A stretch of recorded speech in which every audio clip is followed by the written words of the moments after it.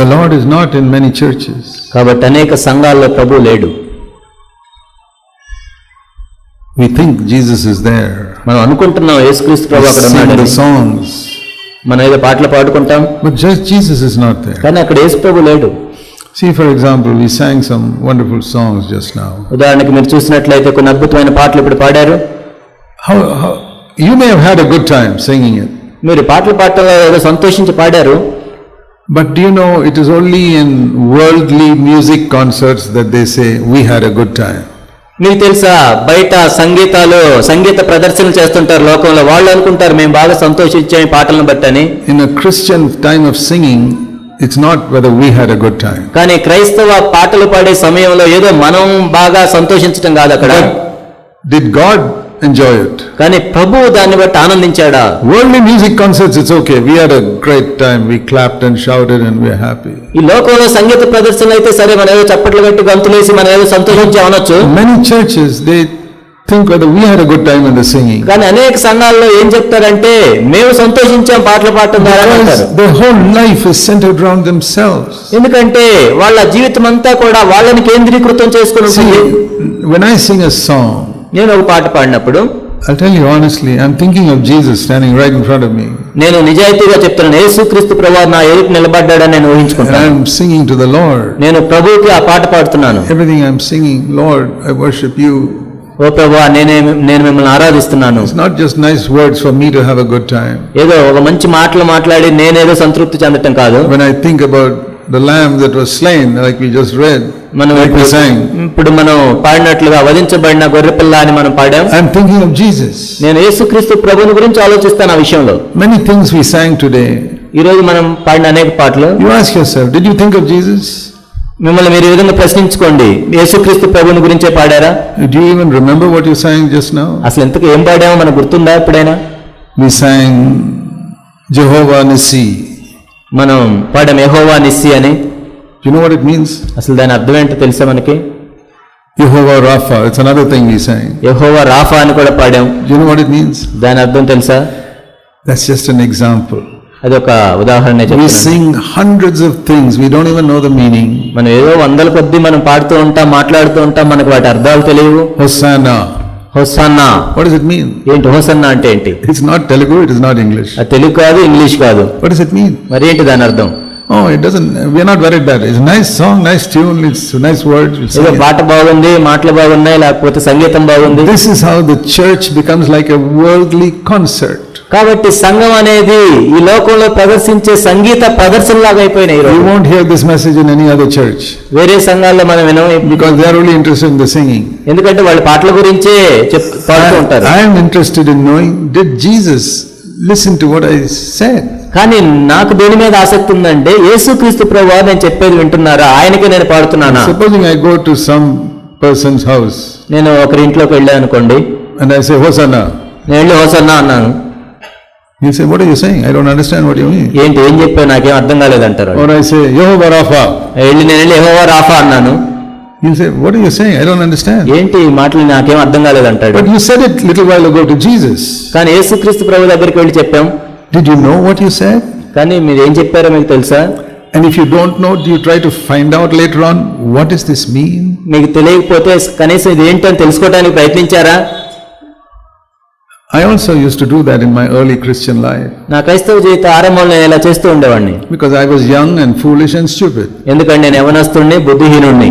And I followed all the other foolish, stupid Christians around me. కాబట్టి నా చుట్టూ ఉన్న బుద్ధిహీనమైన క్రైస్తవులను నేను వెంబడిస్తూ ఉండేవాడిని. But I said, Lord, it's so serious even to speak to a judge in a court. How much more serious to speak to Jesus in a church? ఓ ప్రభువా, కోర్టులో ఒక న్యాయమూర్తి దగ్గర మాట్లాడటం ఎంతో తీవ్రమైన విషయం, మరి యేసుక్రీస్తు ప్రభువుతో మాట్లాడటం అదెంత తీవ్రమైన విషయం. I won't stand in a court and say things I don't understand the meaning of. నేను కోర్టులో నిలబడి నాకే అర్థం కాని మాటలు నేను చెప్పను జడ్జికి. So many Christians sing what they don't understand, what they don't mean. కానీ అనేక మంది క్రైస్తవులు వాళ్ళకి అర్థం కాని విషయాలు పాడుతూ ఉంటారు, మాట్లాడుతూ ఉంటారు. They're telling a lie. అది అబద్ధం చెప్పినట్టు. All to Jesus I surrender. నేను యేసుక్రీస్తు ప్రభువుకి నా సమస్తం No, you అప్పగించుకుంటున్నాను can't అని say that unless you mean it. నిజంగా అది నువ్వు అర్థం చేసుకొని అలా అప్పగించకుండా అది పాడితే తప్పది. That is like signing off your house in a sale deed and say, this house is now yours. అదేంటంటే ఒక మీ ఇంటి పత్రం మీద సంతకం పెట్టి ఇల్లు నీవే అని వేరే వాళ్ళకి ఇచ్చేయటం. You tell me, will you sign off your house to somebody without even thinking about it? అసలు మీరు ఆలోచించకుండా మీ ఇంటిని వేరే వాళ్ళకి రాసిస్తారా చెప్పండి నిజంగా? Will you sign off all your bank account wealth to somebody saying, take it? మీ బ్యాంకులో ఉన్న డబ్బులన్నీ వేరే వాళ్ళు తీసుకోవాలని సంతకం చేసి ఇచ్చేస్తారు అసలు ఆలోచించకుండా? What are you saying when you say all to Jesus, I surrender? మరి యేసుక్రీస్తు ప్రభువుకి నా సమస్తం అప్పగించుకుంటాను అని మనం చెప్పినప్పుడు దాని అర్థం ఏంటి? I'm just trying to teach you one thing. కాబట్టి మీకు ఒక్క విషయం నేను చెప్పదలుచుకున్నాను. Please recognize that the most important person here is the Lord Jesus కాబట్టి Christ. దయచేసి గుర్తించండి, ఇక్కడ ఉన్న వారందరికంటే ఎంతో ప్రాముఖ్యమైన వాడు యేసుక్రీస్తు ప్రభువు. When you sing, think of every word that you sing. కాబట్టి మీరు పాటలు పాడేటప్పుడు అందులో ఉన్న ప్రతి మాట గురించి ఆలోచించండి. This is not a concert. ఇదేదో సంగీత ప్రదర్శన కాదు. We are talking to someone. మనం మాట్లాడుతున్నాం We ఒక are వ్యక్తితో. singing to someone. మనం ఒక వ్యక్తితో పాట పాడుతున్నాం. And if we don't mean it, keep quiet. ఒకవేళ అది మీకు ఆ అర్థం తెలియనట్లయితే మౌనంగా ఉండండి. If somebody says, will you hand over your source, give your house to me?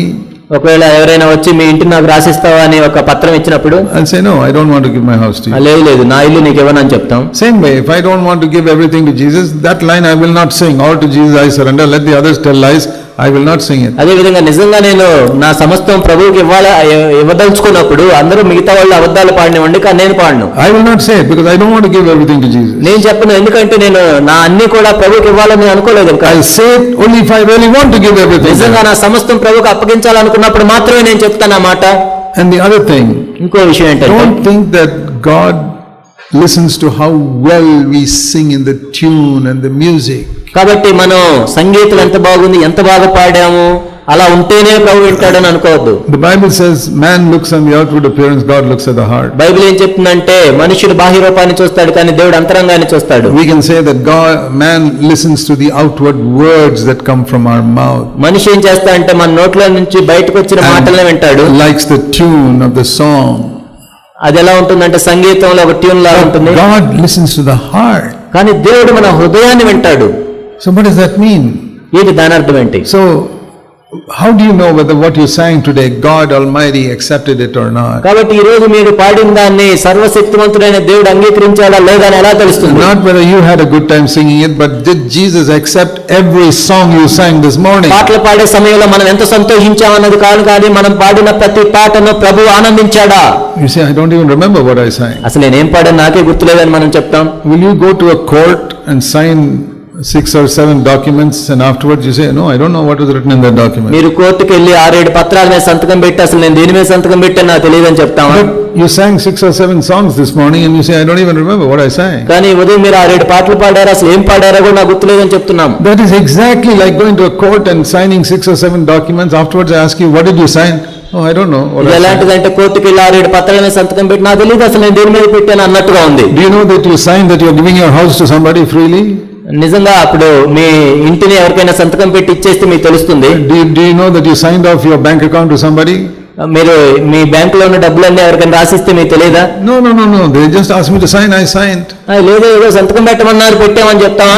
None of you will be so foolish. మీలో ఉన్న వారిలో ఎవరు అంత బుద్ధిహీనంగా చేయరు. But here we say, oh, they asked me to sing, so I sang. ఏదో వాళ్ళు పాడమన్నారు పాడాం. That is not true Christianity. అది నిజమైన క్రైస్తవ్యం కాదు.